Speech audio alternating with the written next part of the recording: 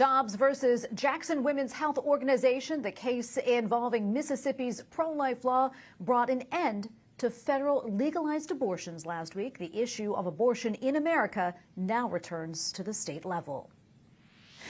Joining us now to discuss is Governor Tate Reeves, Republican from Mississippi. Governor Reeves, thank you so much for your time today. We appreciate it. Tell us how you felt when you heard the decision come down.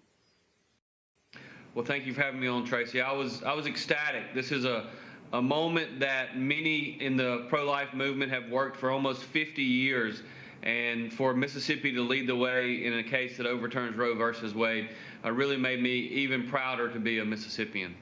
Yeah, and Governor Reeves, I know that Mississippi has a trigger law that's set to go into effect in a few days. However, I understand that Jackson Women's Health Organization, that they filed a new lawsuit. What can you tell us about that?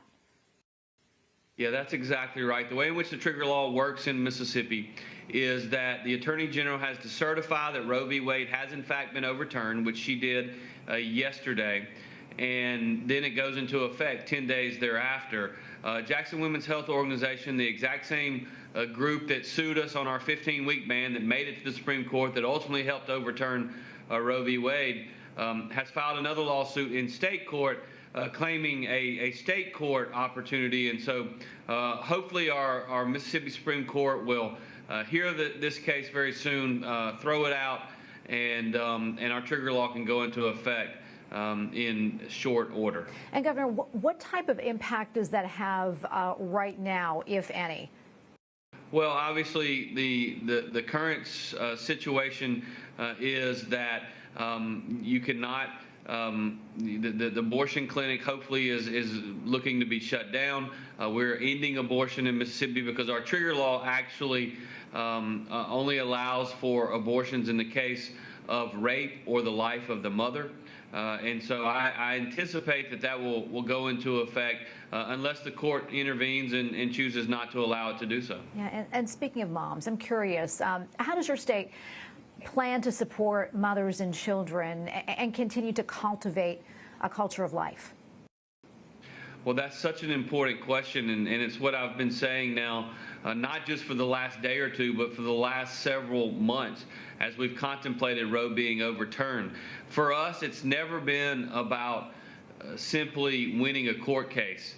It's always been about creating a culture of life such that we support those moms and those babies, recognizing that is an unborn child in the womb, and we have to do everything we can, both as a government, but also more importantly as a faith community, to come together and help those pregnancy resource centers, make sure that we provide the resources that are needed for moms and their children. Yeah, and Governor, I'm curious, what are you hearing from the people of Mississippi now? Well, the primary reason that we were able to, and by we I mean the elected officials in our state, were able to fight this litigation and fight this battle all the way up to the Supreme Court, is because Mississippians are God-fearing people. We were very fortunate in our state that we are supported by a large majority of Mississippians in our pro-life stance. There is a lot of relief. But there's also recognition that to create that culture of life, we have to come together as a faith community.